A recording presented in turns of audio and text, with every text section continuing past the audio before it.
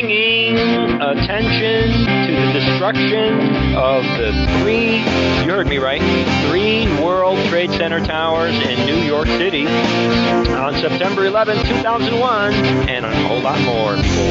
This is a 9/11 Freefall. I'm Bernie Suarez, and I'm here with Andrew Steele, and we're coming to you on the internet and around the world via noliesradio.org, and also available on 911freefall.com. Wherever you tune in, please listen in. You can go to 9/11 Freefall for any of the previous shows. Please listen in. Hi, everybody, and welcome to 9/11 Freefall. This radio show is committed to 9/11 Truth. We're committed to the scientific evidence of surrounding the events of 9/11. We are also committed to exposing the official story of 9/11, and we are committed to bringing attention to organizations that focus on the facts and the science of 9/11, primarily an organization called Architects and Engineers for 9/11 Truth, a nonprofit organization dedicated to the pursuit of academic truth with respect to the destruction of the 3 World Trade Center towers on 9/11. Andy Steele, I'm excited to be here today and yet another show today. How are you feeling, and how are you? Well, I'm always excited when we record these episodes, Bernie, and, here we are with 9/11 Freefall recording for the future, for future generations, and, of course, for people right now listening on No Lies Radio, the history of what the real news that's going on now in the beginning of the 21st century. When I say real news is because when you turn on cable news, you see them talking about these meaningless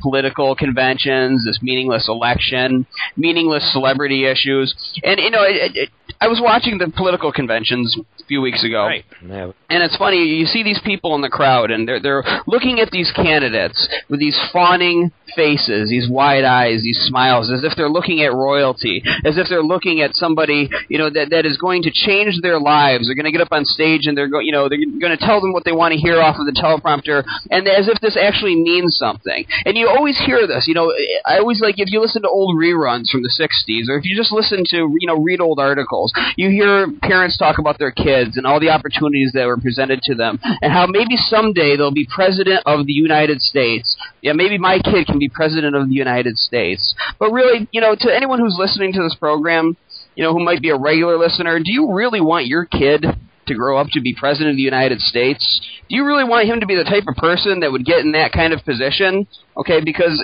when I look at the president of the United States, I see nothing. I see nothing but an empty suit reading a teleprompter. If you ask me, I want my kid to grow up, when I do have children, to be like someone like Richard Gage, somebody who hears the truth of 9/11, who looks into it and dedicates his life to starting an organization that is bringing the truth to the masses. If I have, a little girl, I want them to be like the guests that we have on today. That's right, Andy, and we cannot, for those of you tuning in for the first time, this is 9/11 Freefall. You can check us out, as I said earlier, at 911freefall.com.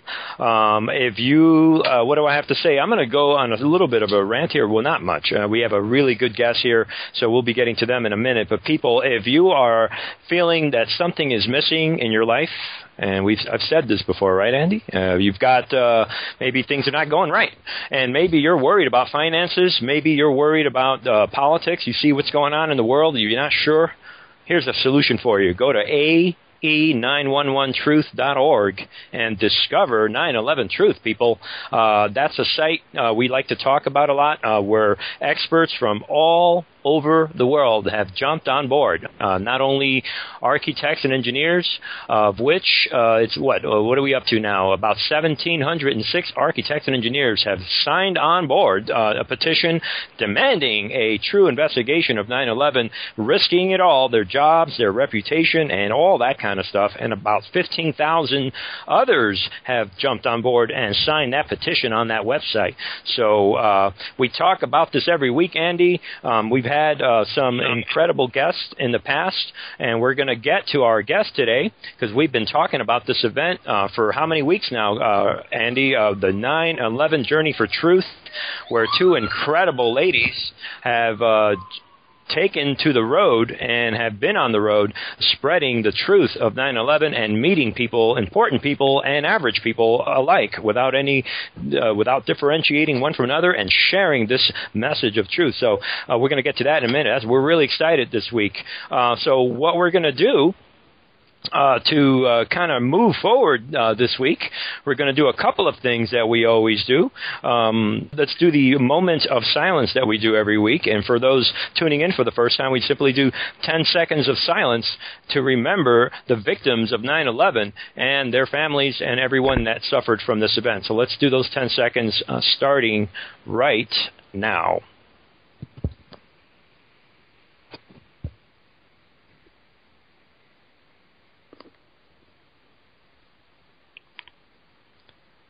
All right, and with that, we move on. Again, as I always say every week, Andy, we do this simply to keep ourselves focused and to keep myself focused as to why we are doing this. The show is not about promoting anybody in particular. We're not here to make stars out of anybody or promote anything else than 9/11 truth. So that keeps us in focus. So, and then we also want to remind our audience that this show, 9/11 Freefall, the opinions expressed on this show by Andy and myself, and maybe even our guests, are not necessarily represent the opinions of architects and engineers for 9/11 Truth or any other organization for that matter. We speak independently, but we do encourage everyone to look at the evidence for themselves. Anything you want to add to that, Andy? Well, yeah, you're right. And, you know, the science unifies people of all different kinds of ideologies, all different backgrounds, different races, genders, everything. The science of 9/11 unites us when people are intellectually honest enough to look at it. And something you said earlier, too, when you said, you know, and you say this a lot every week, and it's so true. I want to bring attention to it. You know, you always say, you feel like something's not going right in your life, or you feel down, you feel depressed, get involved with this movement. I'm paraphrasing, but that is so true because, when people are depressed, it usually means that something's not going right in life, and it's usually a feeling of helplessness, feeling like, the people on Mount Olympus are dictating our lives. But when you really realize, and our guests are going to, just by listening to them and what they're doing this week, it's really going to drive home this point. But if you really realize how much power you have to affect change, even if you just reach one person, but to be part of something that is actually changing the world, that brings you up to a Mount Olympus. That elevates your own status, and you don't need the validation of the kingmakers or any of those people because you're changing the world, and that's all you need. One person at a time. That's right, and that's why I throw that out there, because when you're pursuing this battle of information and this truth battle, all of a sudden you feel that sense of purpose. And I know I feel it, and I know you feel it, and I know our guests today feel it. They're feeling it so much that they're doing something that hasn't been done yet, and we're going to be talking about that in a minute.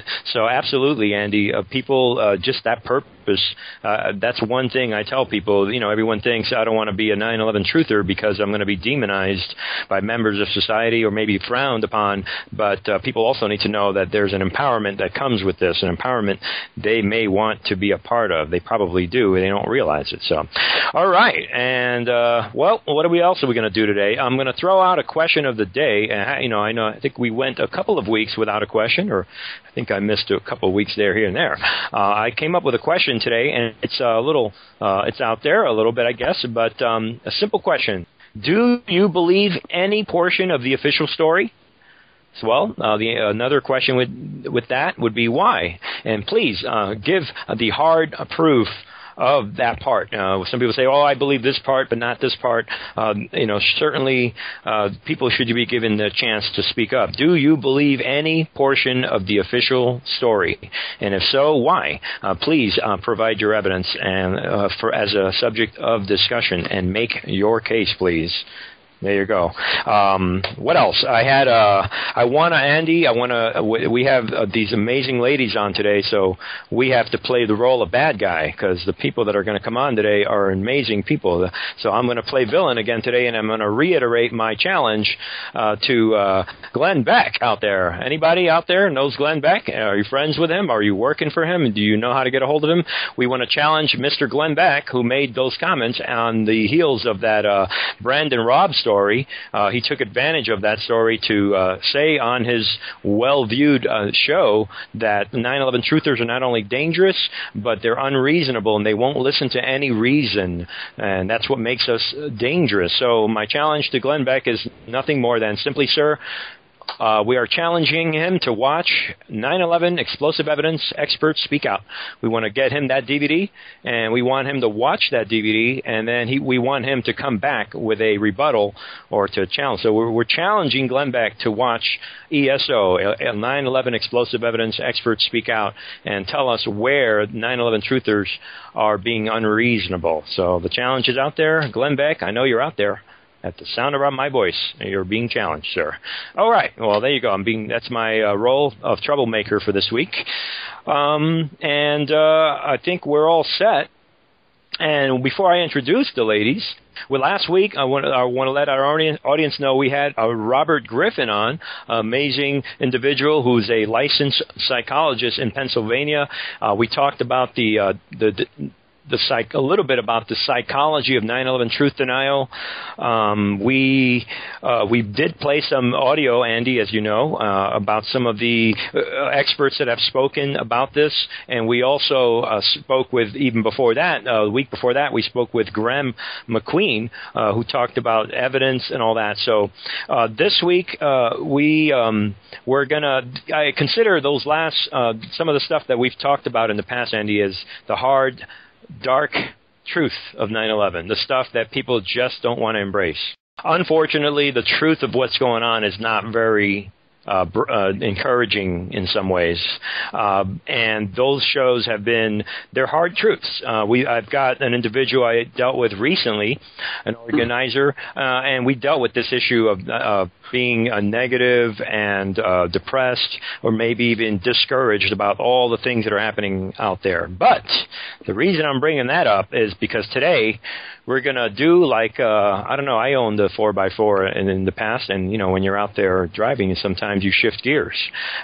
So I guess everyone does that who has a manual car. But what I'm saying is we're shifting gears today, people, and we're going to shift tones in light of last week's show. Today we want to focus on solutions and inspiration, and we're going to focus on healing. Big topics. So there's no better people to have on today than the two ladies that we're going to introduce right now. The first lady her name is Rena Patty. She's a single parent. She has been involved for some time in nonviolent communication, and she is certified in that, in nonviolent communication. She is also a volunteer member, a volunteer team leader at Architects and Engineers for 9/11 Truth. Our second guest is going to be Pamela Senzee, and she is an artist. She's been doing a lot of murals, I'm pronouncing that wrong, murals, and she's been involved in fine arts. She's also a preschool teacher for many years, and she is also a mom. And we haven't had any mothers on this show, but anyone who's a mom deserves my respect and all of our respects, because it's got to be very hard doing all that. So without any further ado, we're going to talk a lot about things. Pamela Senzee, Rena Patty, welcome to 9/11 Freefall. It is a pleasure to have you on today. Thank you, Bernie. Hi. All right, ladies. Can you both hear me? Pam, are you there? Yes, very good. Hi, Pam. Rena, are you there with us? Yep, I'm here. Right, we've got them both. Thank you both for being on the show today. I know we've had a lot of back and forth to try and get you on. You're busy, you're on the road, you're dealing with a lot of stuff, so amazing that you could come on the show with us today. So I know you have a lot of things going on. I'm sure you have stories. I've heard some of them, and I don't even know where to begin. So what we'll do, we'll get a few information. We'll start with Pam, and then we'll first go into a little bit about each of you, and then we'll get into the tour and some questions with that. Now Pam, tell us briefly about yourself in terms of how and when you got involved in the 9/11 Truth movement, and kind of go from there. Oh, okay. Well, I've been involved in the 9/11 Truth movement since around 2006. I got involved with 9/11 Truth in my hometown of Phoenix, Arizona.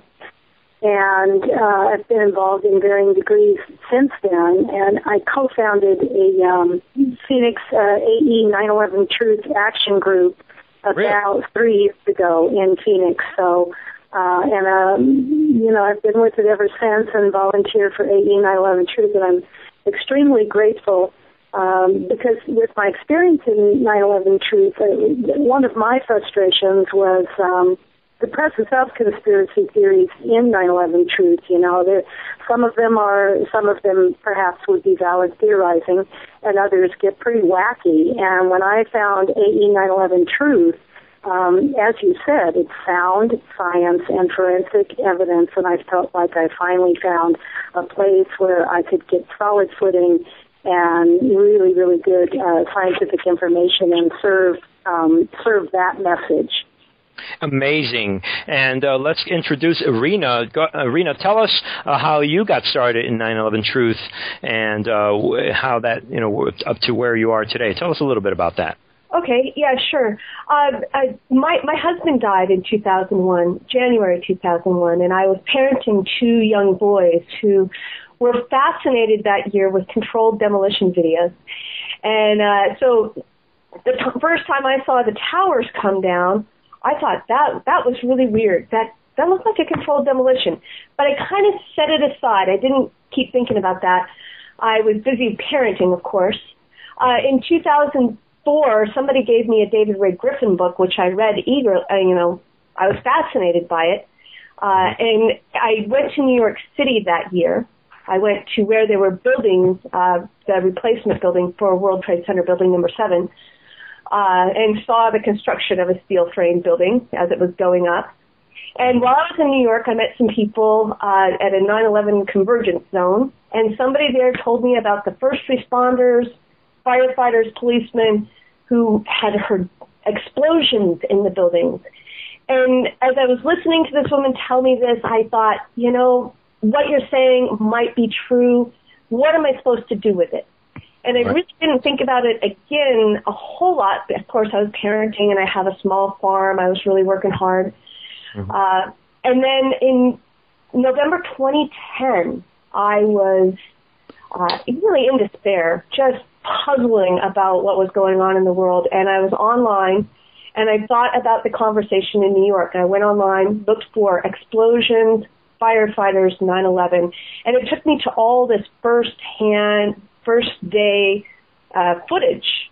Mm-hmm. And watched those films, with a lot of interest at that point. And it led me to some of the interviews with the experts who are featured in the Expert Seek Out documentary, Mark Steele, Jeff Bear, and by that process it led me into finding AE 9/11 Truth and the quality of the science as presented by AE 9/11 Truth. Wow, that's amazing. Thank you for sharing that with us. And we just wanted our audience to kind of get a small background on both of you and what you're doing. So fast forward to September of 2012, and here we are. Ladies and gentlemen, for those of you tuning in, these 2 ladies embarked on a journey across America, which started in the west coast of Washington State.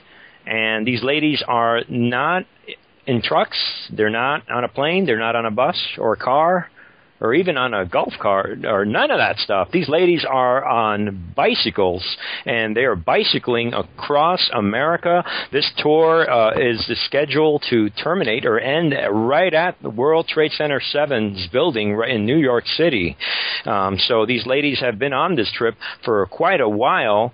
We encourage our audience right now to go to 911journeyfortruth.org and read all about this incredible journey. The ladies are at least, I'll let them correct me on this, at least a month into this, and it's going to go on for a bit longer. It's scheduled to be some 3 months or so. Ladies, give us, what I'm going to do is start with Pam. Maybe you could both comment, and it's okay if you talk over each other. We'll deal with that. But Pam, if you want to start with you, please just give us a basic summary of this whole event, this journey, and that includes, in your own words, if you want to tell us, A, what compelled you to do this, how did this get started, how long did you ladies plan on this, and tell us how the trip's been going. Pam, we'll start with you. Oh, okay. Well, it started, basically, I had come up with the idea for myself that I wanted to walk across the United States and take actually a couple of years out of my life and just basically carry the 9/11 truth message across the United States. And as an artist, I had an idea that I could paint murals across the way, hold odd jobs, and, go at my own pace. But when I spoke to Rena about it, she jumped on board with it, and it turned into a bicycle trek and became something that had that was much more goal-oriented and a much more direct AE 9/11 truth action, which Richard Gage actually also jumped on board with and became extremely supportive of. So it's become, through that process, it's become what it is now, which is actually like an AE 9/11 truth action. And the clear goal is to carry the message of the experts, to educate people about the experts in the film, 9/11 Explosive Evidence, Experts Speak Out, which people can see on the website www.911expertsspeakout.org. So it's really about educating people about an AE 9/11 truth, www.ae911truth.org, and the film, the cutting-edge film that has just come out, and letting people know that this science and forensic evidence is out there because a lot of people don't know. Right, that's incredible. Rena, now, so were you approached? So how did that transpire from your end? In terms, were you approached by Pam? And I know that you have a lot of background in, as I mentioned earlier in the introduction, with nonviolence communication and all that. And tell us how you envisioned bringing your skills to this tour for 9/11 Truth. Okay, so I connect as the action group team leader for AE 9/11 Truth. I've been connecting with supporters all around the country, and oftentimes I get into conversations about what actions can we take that will make a difference.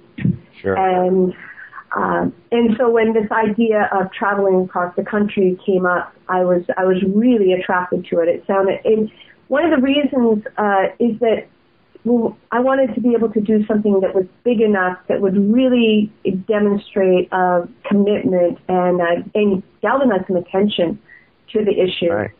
And this has been. And was there another part to that question? Oh, yes. The nonviolent communication and how that applies to this. There's a way that I approach people where I actually strike up conversations asking them about their well-being and who they are. And right. Ask about what I'm doing. When I offer the information about if you read our business cards, it says introducing the public to the scientific forensic evidence regarding the destruction of the high-rises on World Trade Center high-rises on 9/11, and introducing people to the experts. Mm-hmm. And so I rather than trying to convince anybody of anything, I offer information. I just offer information. I watch to see their reaction. And when they tell me something that is a bit different than what I understand to be the facts of 9/11, I'll say, that's interesting, that's an interesting idea. What I'm saying is a bit different than that, and I'll offer some more information. And just gradually lead them to their own understanding that there was something in addition to the jet planes and the jet fuel. As they start to take in the information about the molten metal, the iron microspheres in the dust, the free fall acceleration or constant acceleration of the roof line, you can see them starting to add things up for themselves. Right. And then they start asking more questions about who and how. And then I tell them that architects and engineers for 9/11 Truth has not speculate about that, but are calling for an investigation to answer those very important questions. Wow, and we do appreciate that, and we want to mention. In a movement that has no shortage of people that are angry. Let's face it, people discover this information, and a lot of people react with anger. I mean, listen to our rant here at the beginning of the show, and I have noticed that in many organizations, people are understandably angry, and it takes a lot of skill to bottle that anger, kind of contain it, and to let the light shine. And Rena, that's exactly what you're doing. So people can learn from this example of what you ladies are doing on how you're carrying out this message. And it's not really bottled anger. It's more of approaching people with a very gentle curiosity about what their response will be. Right. And then leaning into their response just a bit so they know they're heard, and then offering some more information. It's just the observations that I'm giving them on the scientific evidence. Right. Wow. And then we are so glad that you are out there doing that. Now, Pam, let me shift back to you. Tell me a little bit like how, and I guess this question can go to both of you, and then we'll get into other stuff. How do you mentally and how do you physically prepare? Did you have any preparation period, either one of you, starting with Pam? Did you actually prepare for this long, arduous journey physically and mentally? Tell us about that. Yeah, and for me, mentally, there was a preparation and there's a process now, because for me, it's also a spirit journey. It's a healing journey. And that was my initial thought in walking across the country, because our nation needs to heal, and each individual in this country needs to be in a process of healing for 9/11. I don't know that a conclusive healing is even possible, but certainly a process is, and you can't have that healing without truth. Truth is core to healing, because you can't solve a problem unless you know what the problem is. And so the country has to be very honest and therefore educated about the truth of 9/11 and the hard science and forensic evidence, and then there has to be a process of accepting that truth and then getting into solutions. So that, for me, is something that I'm doing. I'm attempting to be in the solution in a positive way. I certainly have struggled over the years with anger about what I see, what the implications of the science and the evidence are, and what the draconian measures that were born of 9/11 have been. I've certainly had a lot of concern over all of that through the years. And certainly for the young people. So this is a healing process for me as well. And as far as training, I had a very, very busy schedule, an extremely full schedule. But I trained pretty much daily and often after work at night in the mountains of Phoenix. And I just did my best to build up what muscle that I could, and I think the first month of this process has also been training for me. I've certainly had to strengthen myself each day, and then getting stronger each day. Right. How about you, Rena? How did you prepare for this trip and this road journey? How did you do it? Yeah. Well, in a way, I've been preparing for this for years. Okay. Both in my attention to what's going on in our country, real in-depth study of the current issues facing our nation. And specifically with this journey, we had a very, very condensed preparation time. It was only about 2.5 months. And in that 2.5 months, I got out and I rode my bicycle in the morning, probably 4 days a week. And also there was the work of getting 2 bicycles ready and gathering gear and, trying to find out how to choose a route and finding the Adventure Cycling Association bike route maps. There are established bike routes across the country. Oh, okay. So that's some of the preparation I did. Well, it's good to know that. So you certainly did your homework and you certainly prepared. Well, that's amazing that you could both do that physically. So, okay, well, let's move on. Now, I know that you ladies have been in different radio shows. You've been able to engage important people of high-ranking positions that might be able to do something with information, this information. You want to talk a little bit about, and we'll start with you, Pam. Tell us a little bit about your interactions. Is there anything that stands out, any particular interaction that you've had with individuals on this journey that you want to talk about that might be promising for us? Well, the response has been overwhelmingly positive, and I think that the core reason for that is because we are presenting hard science and forensic evidence in just a friendly, non-invasive way. I think people appreciate two women riding their bicycles across the country, so that's an icebreaker. And oftentimes people will approach us and say, hey, you go on our long trip, and that sort of starts the conversation. And then we have an opportunity to introduce the DVD, which has also been introduced to first responders across the country thus far. And we're beginning a college outreach as well.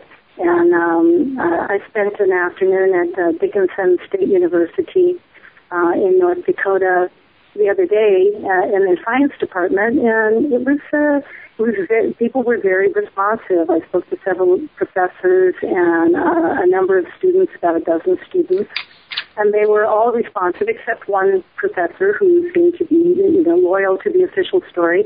And there's always a respect for differing opinions. That's something we always offer as well. Wow, so you're actually able to, and you have been at least gone to some universities. That's amazing that you're able to reach out that far, and as well as first responders. Well, Rena, tell us a little bit about your experience, any unique interaction that you want to share with us. I know you've been talking to a lot of people. I saw one of your videos on the website. You were talking to an assistant fire chief. Tell us a little bit about your experience and something that stands out with you in terms of this whole thing. Right. When we first started out, I don't think we had a really clear vision of exactly what we would be doing. And when we rode through the city of Burlington, Washington, there was a big sign on the fire hall that was welcoming the new fire chief. And I thought, well, I've got a documentary for the fire chief. So we went straight up to the fire station, and that's how we ended up talking with Assistant Fire Chief Glenn Staley. And that really kicked things off on a positive note for us. And so and as we were riding up through the Cascades, we, started seeing the churches. And it was like, well, let's leave the DVD for these churches. And so we're committed to an interfaith outreach as well. We've also been, stopping at fire stations. If it's a volunteer fire station and the doors are all closed up, we'll write a note and we'll put the DVD on the door for them.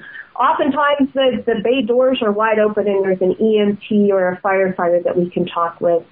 And then we've also been, we stopped some patrol officers on the street, to ask directions. But that was satisfying to give a DVD to a patrol officer on the street. So we've reached out farther than that to actually go into police stations, to sheriff's offices, talk with the dispatcher, say, is there anybody here who will talk with us?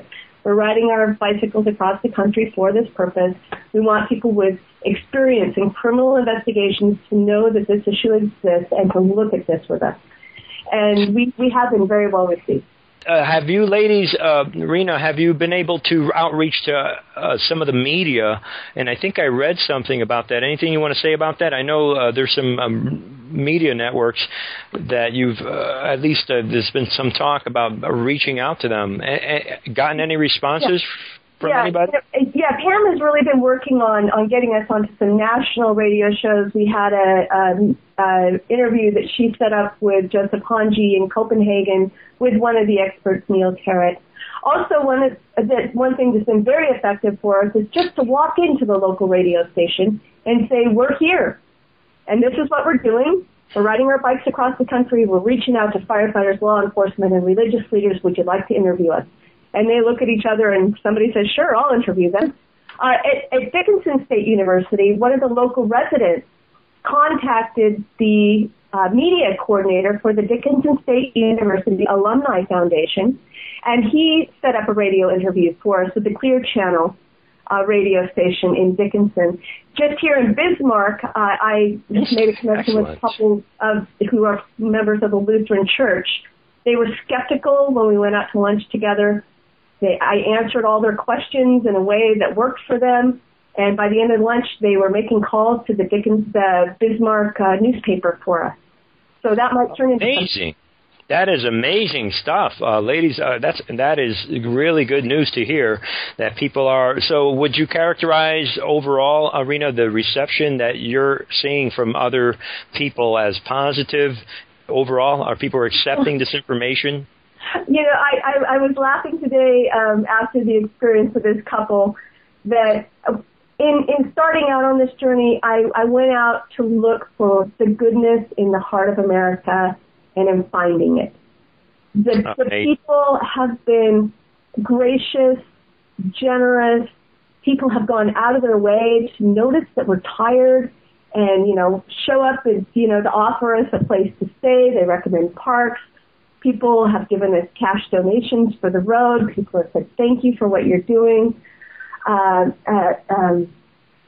also, as we discussed this forensic evidence with people, they've been respectful, thoughtful, willing to look, sometimes very interested. They're realizing that there's information that they haven't seen before. Throughout Montana, there was this common sense kind of attitude where, you know, that never looked right. I stopped and talked with a farmer along the side of the road, for example, and he said, you know, that never looked right to me. It just never looked right. The way those buildings came straight down like that. So he was so eager to take a look at that forensic evidence. He wanted answers. We saw that quite a bit through Montana. In North Dakota, I'm seeing a bit more of people are saying, oh, yeah, the buildings weren't designed right. And I say, no, it's really different than that. It's a different piece. It's different information than that. So then they're kind of taking in pieces of information, and by the end of the conversation, they're looking forward to hearing what these very highly credentialed experts have to say. Oh, wow. So that's amazing. And for our audience, we have, I think we'll be able to link a map that Wayne Koss, who was on this show at the very beginning of our launching of our show, he put out a map that he put together, I guess this some sort of Google map program or whatever that shows the little dots as to in the direction that the ladies are going. So for our audience, so ladies, you are right now in North Dakota, correct? Correct. Bismarck, North Dakota. You're in Bismarck, North Dakota, as we speak. Okay, so well, there you go, and we'll put that, and maybe Andy, we can get that on the site. Yeah, absolutely. And we'll get a link on 9/11 Freefall, and you know, obviously, by the time that you're listening to this, and you know, I'm speaking to the audience, Rena and Pam will have moved on, but you can follow their progress, and we're going to link there right on 911freefall.com. Follow those dots right across the top there, straight to New York City. I want to say that, ladies, you're smart to go north because it's really hot all over the country, so hopefully it's a little cooler, although you said it was pretty hot there just right now, right? Yesterday? Yeah, yesterday we had 98-degree temperatures with a 30-mile-per-hour wind out of the southeast, so it was a headwind for us. It was hot, it was windy, and we were tired by the end of the day. And it's been like that pretty much through the whole week. So this has been a slow, hard week for us. We're hoping for some westerlies coming up. Hopefully, and then we talked a little bit off the air on staying hydrated and all that, so I'm sure you're going to take care of that.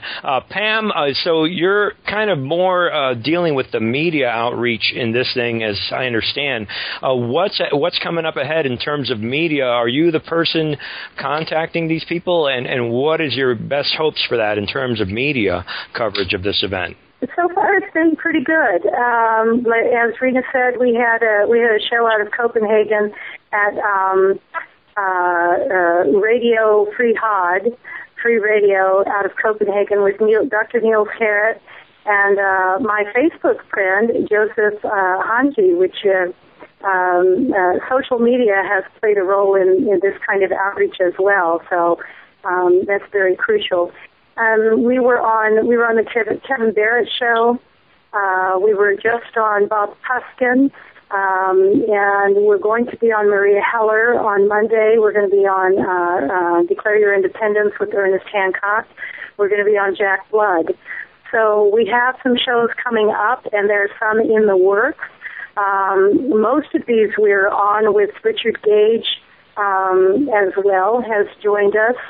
And so, and we're attempting to get other experts as we had Dr. Harrod joining us, other experts from ESO to join us as well, because that really is our mission. We don't want to draw attention to ourselves any more than for the purpose of drawing attention to the experts. That's the real story, what the message of the experts is.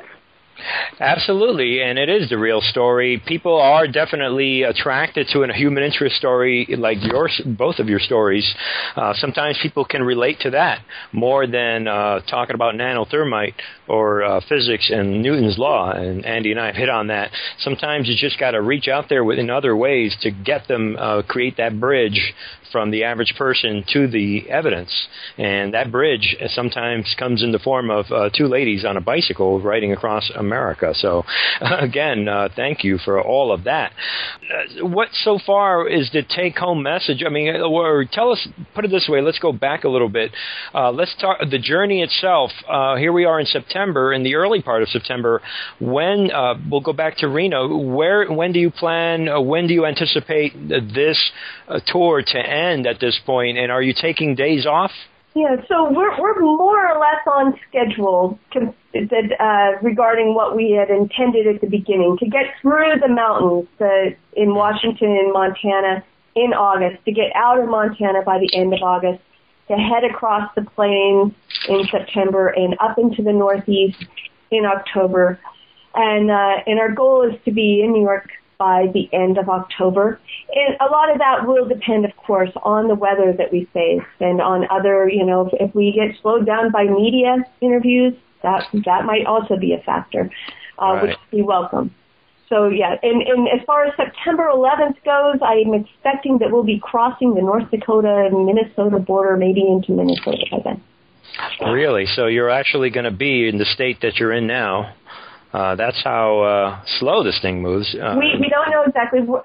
We're covering, depending on wind and slope, 35 to 75 miles per day.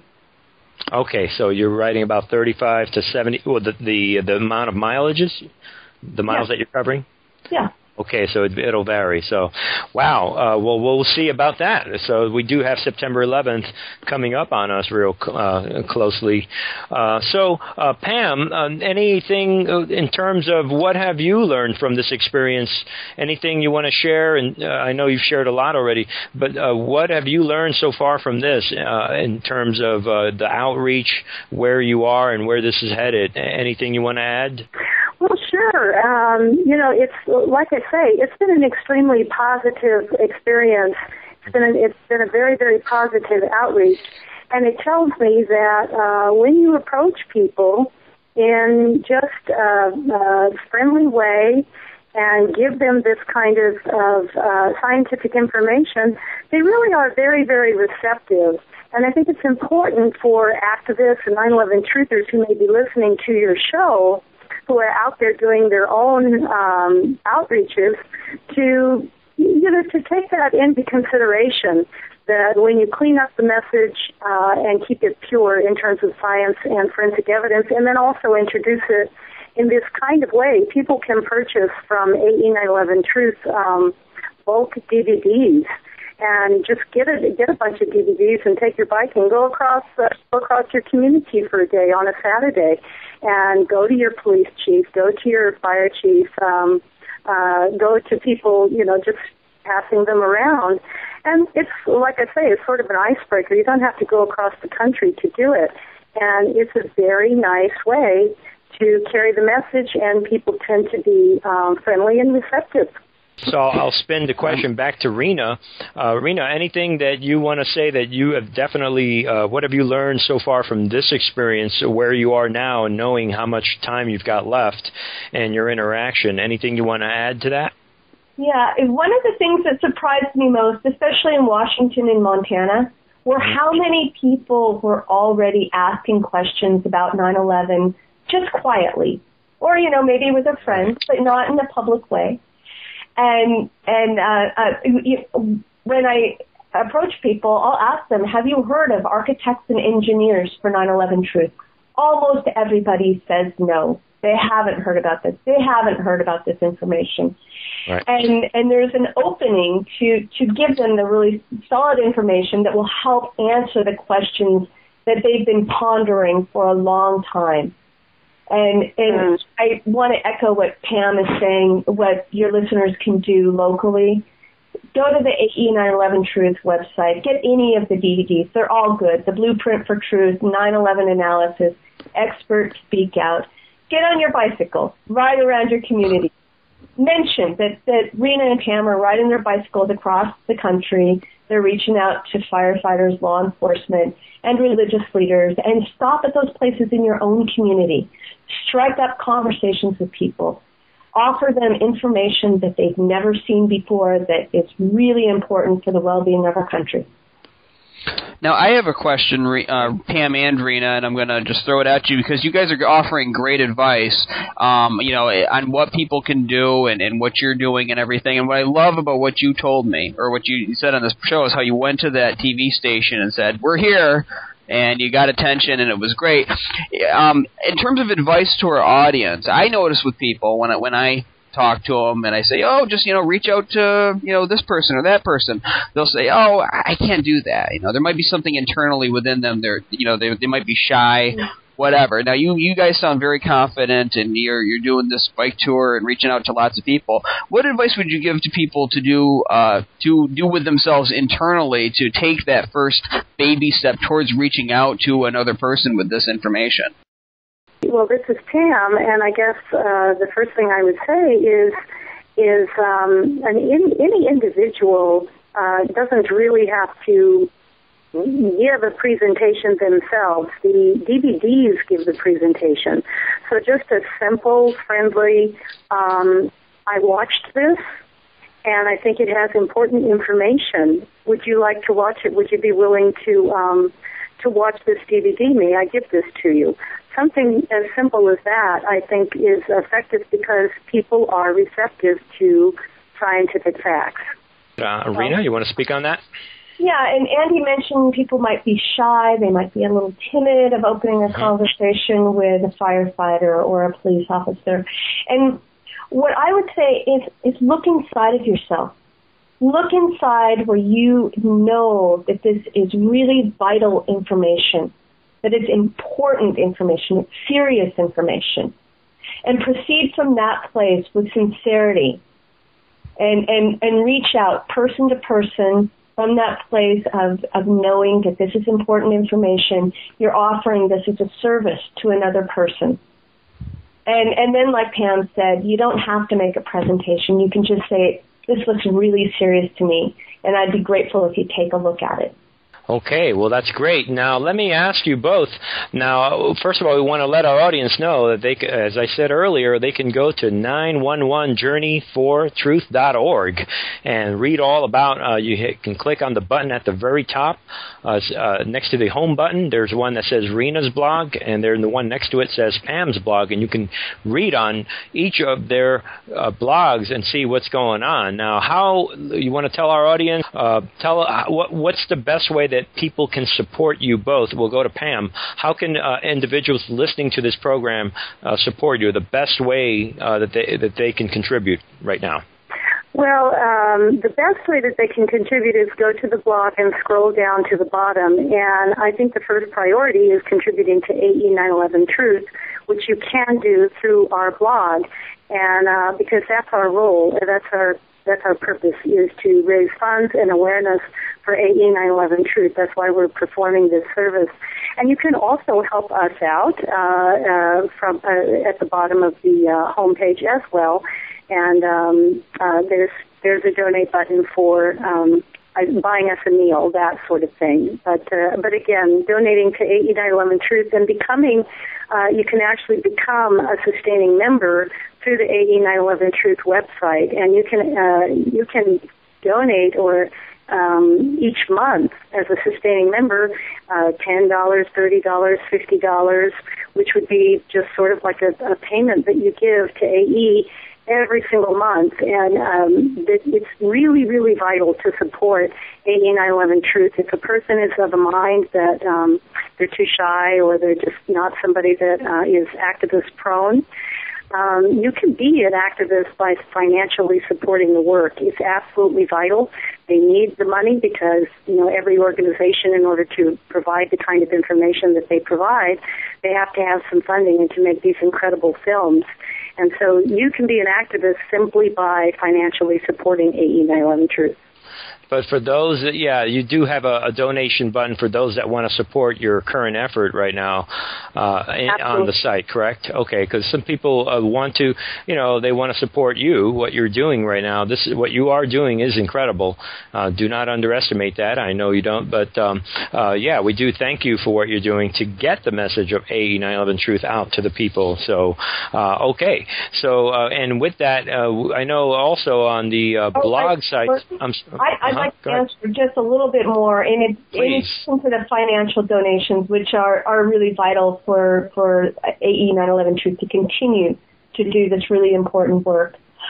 If you don't have money to donate, there's still things you can do. You can sign up for the newsletter, the AE 9/11 Truth newsletter. Stay connected with the organization. It is free to sign the petition. If you look at the evidence and it looks important to you, sign the petition. Also, one of my purposes in doing this is to take the lid off the squelching of discussion about this. So my goal is open, honest, public discussion. So you can do that in your community. You can have honest discussions with people about the forensic evidence. Okay, that's a very good information. We do thank you for that, Rena. Now, I've got a couple of closing questions for you both. Obviously, we're running out of time. Pam, I know you talked about healing and the need for our nation to heal off the air and earlier in the week. We're going to give you a few minutes to talk about that.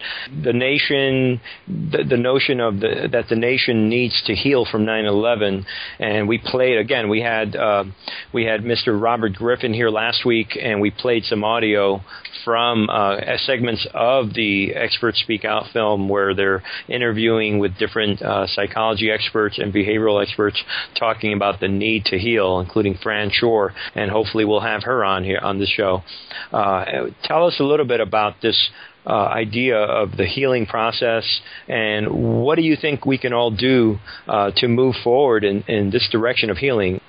Well, just in my view, personally, and I've been in, I would say, the healing recovery community for nearly a quarter of a century. So healing and recovery and inner healing is really part of my language. I know that healing cannot take place without truth. You have to be honest. You have to be honest about what the problem is and what the implications of it are. You have to be willing to face it. You can't have an elephant in the living room and ignore it. And that's kind of what we're doing as a nation. And you also have to be honest about the consequences of 9/11. We've lost many liberties. It's been the pretext for 2 wars. Over 1 million people have died. It generated torture by policy.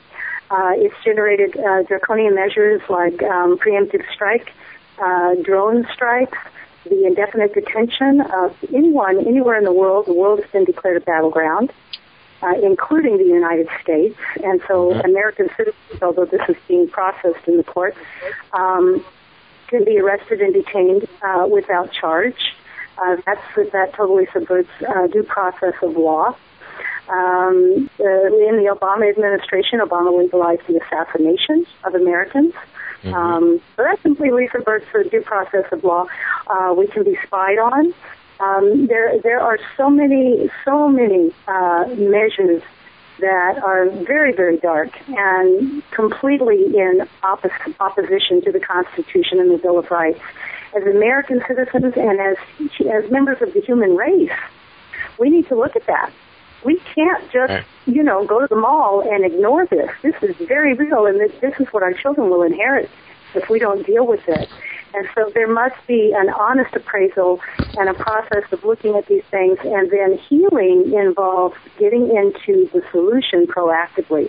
So it involves myself, analyzing myself honestly and saying, okay, what can I do? And a positive action takes us out of those negative emotions, out of the fear, out of the anger, and into being positively proactive. So that's the process that I'm in and that I invite others to. Absolutely. Thank you very much for that. Andy calls that the item you were talking about earlier about this problem, the dead body in the freezer. Ladies, we've only got a couple minutes left. Rena, Patty, final thoughts on do you think we're in the healing process right now? Yeah, this bike ride for me, Pam so eloquently spoke about how we are living with the consequences of not having a proper investigation of 9/11.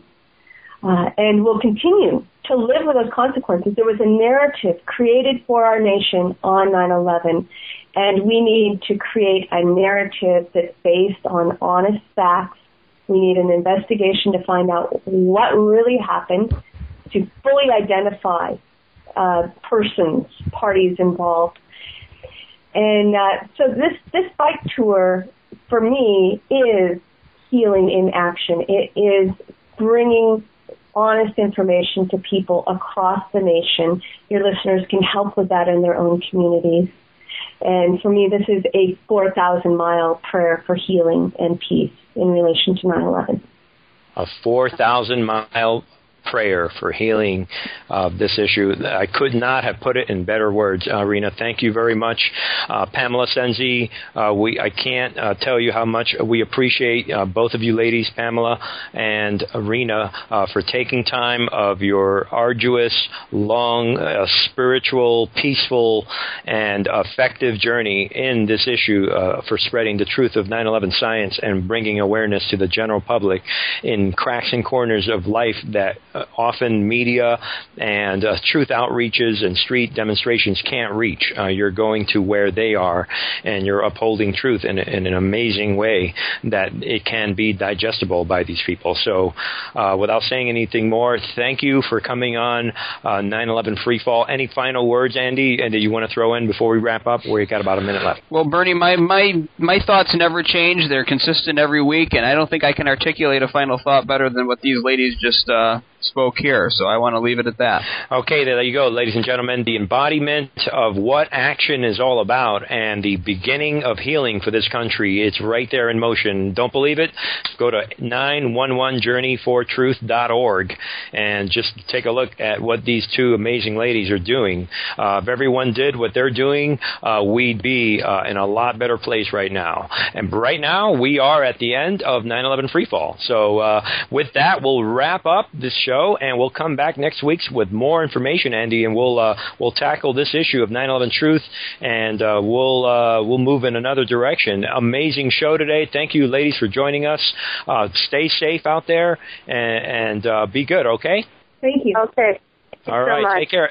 All right, and with that, it's over. This is Bernie Suarez with Andy Steele, and this is 9/11 Freefall. Check us out, 911freefall.com. Listen to us at noliesradio.org, ladies and gentlemen, every Thursday night at 7 p.m. Pacific Standard Time and 10 p.m. Eastern. We're going to say goodbye to everybody. Take care, farewell, and peace to all.